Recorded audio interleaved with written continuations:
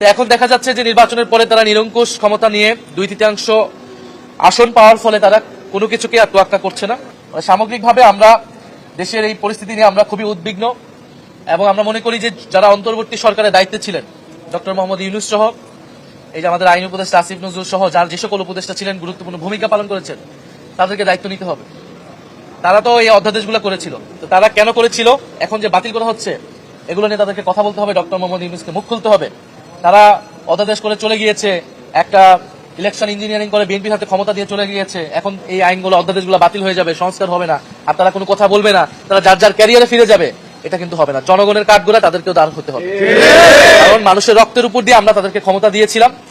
তারা আমাদেরকে নিরাশ করেছে, কিন্তু যতটুকু অর্জন সেই সময় হয়েছে সেই অর্জন ধরে রাখার জন্য তাদেরকেও মাঠে নামতে হবে। ফলে ডক্টর মোহাম্মদ ইউনূসকেও আমি রাজপথে এই বিক্ষোভে নামার আহ্বান জানাচ্ছি, ডক্টর মোহাম্মদ ইউনূস সহ সকল উপদেষ্টাদের। আমরা যাওয়ার আগেই বুঝতে পেরেছিলাম যে দেশে কি হতে যাচ্ছে সামনের সময়গুলোতে, এবং আজকে বিক্ষোভের কথা শুনেছি।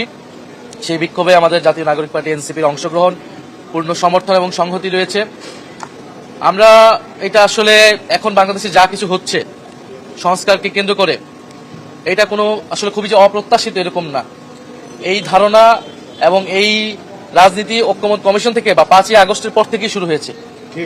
5ই আগস্টের পরেই কিন্তু প্রধান দ্বন্দ্ব তৈরি হয়েছিল। আমরা বলেছিলাম নতুন সংবিধান, এবং বিএনপি বলেছিল তারা নির্বাচন চায়, তারা পুরনো সবকিছুকে রেখেই নির্বাচনের মাধ্যমে ক্ষমতায় আসতে চায়। আমরা বলেছিলাম শুধু ক্ষমতার পরিবর্তনের জন্য গণ অভ্যুত্থান হয়নি, দেশের সংস্কার প্রয়োজন, আমূল সংস্কার প্রয়োজন। আমাদের চাপের মুখে, ছাত্র জনতার চাপের মুখে তখন সংস্কার কমিশনগুলো হয়, ঐক্যমত কমিশনগুলো হয়। তো এখন দেখা যাচ্ছে যে নির্বাচনের পরে তারা নিরঙ্কুশ ক্ষমতা নিয়ে 2/3 আসন পাওয়ার ফলে তারা কোনো কিছুকে আর তোয়াক্কা করছে না। তারা প্রথমত গণভোটের গণরায় সেটাকে তারা বাতিল করে দিয়েছে। গণভোট তারা মানছে না, তারা নতুন নতুন অজুহাত দিচ্ছে, নানান ধরনের প্রস্তাবনা আনছে। কিন্তু গণভোট 70% মানুষ এখানে ভোট দিয়েছিল। আমাদের গণভোটটা হয়েছিল খুবই সুনির্দিষ্ট 4টা প্রশ্নের উপরে। গণভোট কিন্তু জুলাই সনদের উপরে হয়নি, এটা আমরা অনেক সময় ভুল করছি, বিভ্রান্ত করছি। জুলাই সনদে যে নোট অফ ডিসেন্ট এবং তাদের বিভিন্ন নোট দেওয়া আছে জুলাই সনদ অনুযায়ী, আসলে সবকিছু তাদের ইস্তিহার অনুযায়ী হবে। এই জটিলতা এড়ানোর জন্য কিন্তু তখন গণভোট আদেশ করা হয়, এবং যেখানে সুনির্দিষ্ট 4টি প্রশ্ন করা হয়, যার রেফারেন্স পয়েন্ট হচ্ছে জুলাই সনদ। সেই গণভোট তারা মানলেন না। দ্বিতীয়ত এখন শুনতে পাচ্ছি যে বিভিন্ন যেই গুরুত্বপূর্ণ অধ্যাদেশ ছিল, তার মধ্যে গুরুত্বপূর্ণ 10 থেকে 11টি অধ্যাদেশ তারা সংসদে আনছেন না, তারা সেটাকে আইনে পরিণত করবেন না। এর মধ্যে অতি গুরুত্বপূর্ণ রয়েছে গুম প্রতিকার এবং প্রতিরোধ অধ্যাদেশ, জাতীয় মানবাধিকার কমিশন অধ্যাদেশ, বিচারপতি নিয়োগ অধ্যাদেশ, বিচারালয় যে সচিবালয় নিয়োগ এটা অধ্যাদেশ।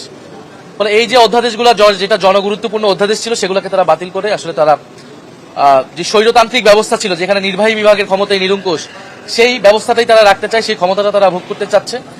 এবং এই যে গুম, তাদের অনেক নেতাও কিন্তু গুমের শিকার হয়েছিলেন, তাদেরই বেশিরভাগ নেতা রাজনৈতিকভাবে গুমের শিকার হয়েছিল। এবং এই সংসদে, মহান সংসদে এরকম অনেক নেতৃবৃন্দ রয়েছেন যারা গুম থেকে এসেছেন, ইলিয়াস আলীর ওয়াইফ এসেছেন।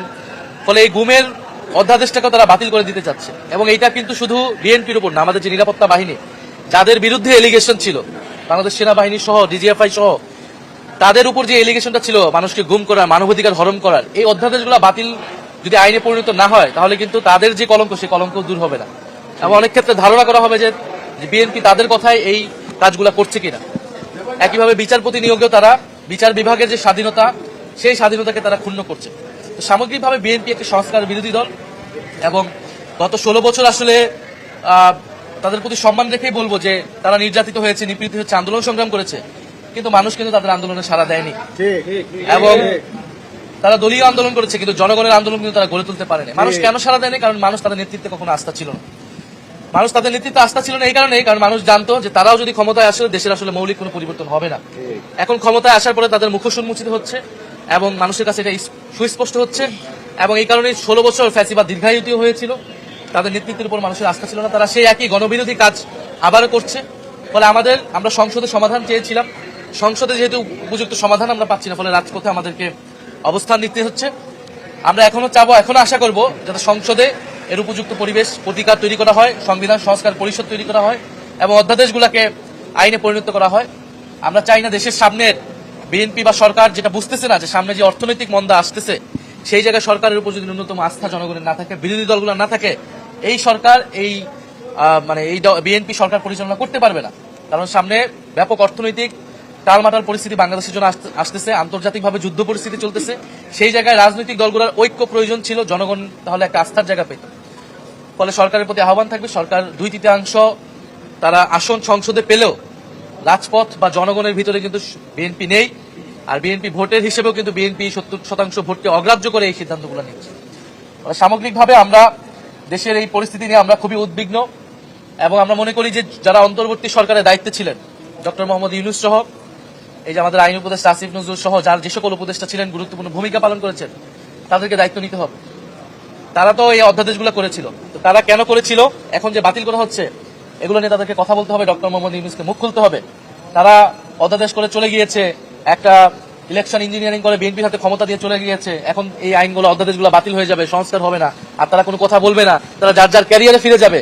এটা কিন্তু হবে না। জনগণের কাঠগড়া তাদেরকে দাঁড় হতে হবে, কারণ মানুষের রক্তের উপর দিয়ে আমরা তাদেরকে ক্ষমতা দিয়েছিলাম। তারা আমাদেরকে নিরাশ করেছে, কিন্তু যতটুকু অর্জন সেই সময় হয়েছে, সেই অর্জন ধরে রাখার জন্য তাদেরকেও মাঠে নামতে হবে। ফলে ডক্টর মোহাম্মদ ইউনূসকেও আমি রাজপথে এই বিক্ষোভে নামার আহ্বান জানাচ্ছি, ডক্টর মোহাম্মদ ইউনূস সহ সকল উপদেষ্টাদের। সংসদে রাষ্ট্রপতির উপর ভাষণ চলতেছে, যে রাষ্ট্রপতি এতদিনে থাকার কথা ছিল না, যারা রাষ্ট্রপতিকে রেখে দিচ্ছে পুরনো সংবিধানকে নিয়ে অযথা কিছু বিতর্ক হচ্ছে। এই বিতর্কগুলো ঐক্যমত কমিশনের সময় হয়েছে। আমরা তো সংবিধান সংশোধনের জন্য কথা বলছি না। সংবিধান সংশোধনের মাধ্যমে সংবিধানের মৌলিক পরিবর্তন সাধন করা সম্ভব হয় না। এটা একেবারেই কমন সেন্স, একেবারেই কাণ্ডজ্ঞান। তারা আমাদের থেকে অভিজ্ঞতা, আমাদের থেকে আরো ভালো বুঝে। সংবিধান সংশোধন যে কোনো সময় করা যেতে পারে, কিন্তু সংবিধানের মৌলিক বিষয় যখন আমরা পরিবর্তন করতে যাব, তখন গণপরিষদ প্রয়োজন, অথবা আপনার যে সংস্কার পরিষদের ধারণা নিয়ে আসা হয়েছে সেটা প্রয়োজন। তো এখন তারা আবার নতুন করে সংবিধান সংশোধন, ফলে তারা সংসদে আসলে এই ধরনের আলোচনাগুলোকে এনে সময় ক্ষেপণ করছে। মূল যে লক্ষ্য, সেইটার থেকে বিচ্যুত করা হচ্ছে আলোচনাকে, এবং আলোচনার কোনো সুযোগই দেওয়া হচ্ছে না। এই নিয়ম কানুনের নানান বেড়াজালে আসলে আমরা যে আলোচনা করতে চাই, সেই আলোচনা সংসদে করার পরিবেশ আসলে নাই। পরিবেশ না দিকেই আমাদেরকে রাজপথে আসতে হচ্ছে। তারপরে আমরা সংসদে, রাজপথে, যেখানে যেখানে আমাদের সুযোগ আছে, আপনাদের মাধ্যমে আমরা আমাদের কথাগুলো বলে যাব। ধন্যবাদ। সংসদকে অকার্যকর করে দিচ্ছে সরকারি দল। সংসদকে আমরা কার্যকর করতে চাই। সংসদ, এটা তো 2টা নির্বাচন হয়েছে, গণভোট এবং জাতীয় নির্বাচন। জাতীয় নির্বাচন হিসেবে সংসদ হয়েছে, সেই সংসদ কার্যকর আছে। কিন্তু আরেকটি নির্বাচন, যেই নির্বাচনের ফলে সংবিধান সংস্কার পরিষদ হওয়ার কথা ছিল, যার দায়িত্ব ছিল এই সংসদ সদস্যদের, তারা তো সেইটাকে অকার্যকর করে রেখেছে। ফলে এইবারের এটা কিন্তু অলরেডি অর্ধেক অকার্যকর হয়ে গিয়েছে।